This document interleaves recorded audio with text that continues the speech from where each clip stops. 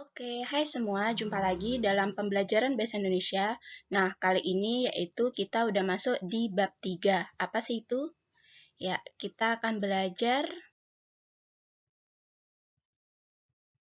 teks eksposisi. Nah, apa sih itu teks eksposisi? Nah, berikut Bu Guru akan menjelaskan eh, tentang eksposisi. Oke, yang pertama, Bu Guru akan menjelaskan tentang eh, KD-nya ya. KD-nya itu adalah yang pertama kalian tuh harus bisa mengidentifikasi informasi teks eksposisi. Nah, yang selanjutnya menelaah isi dan struktur teks eksposisi. Untuk prakteknya nanti kalian bisa menyimpulkan isi teks eksposisi dan kalian bisa menyajikan gagasan pendapat ke dalam bentuk teks eksposisi. Ya, oke. Selanjutnya, Bu Guru akan menjelaskan tentang tujuan pembelajarannya.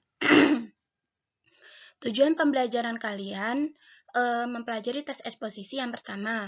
Kalian nanti bisa memahami pengertian teks eksposisi. Selanjutnya memahami unsur-unsur teks eksposisi dan mengetahui langkah-langkah menyusun teks eksposisi. Lalu juga memahami struktur teks eksposisi dan yang terakhir memahami isi teks eksposisi. Ya, oke. Sekarang Bu Guru akan menjelaskan tentang pengertian teks eksposisi.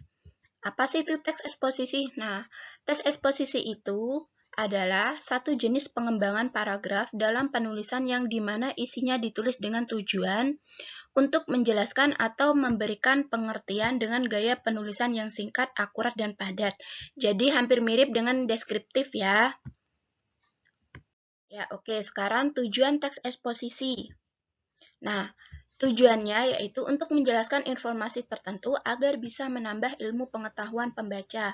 Sehingga dengan membaca teks eksposisi, maka pembaca akan mendapatkan pengetahuan secara rinci dari suatu hal atau kejadian. Nah, jadi itu adalah tujuan membuat teks eksposisi.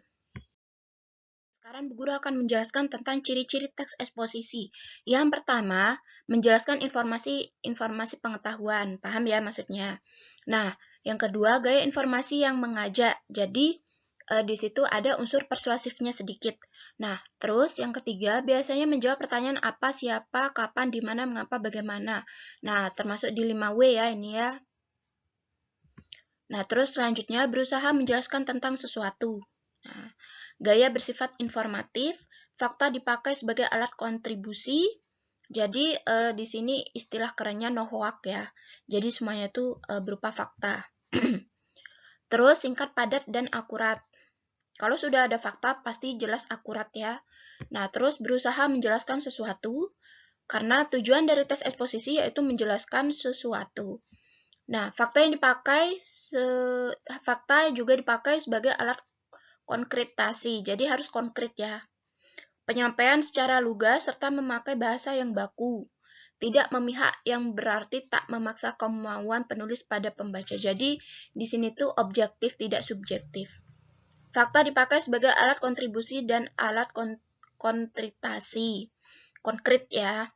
Terus yang terakhir, paragraf eksposisi umumnya menjawab tentang akademika.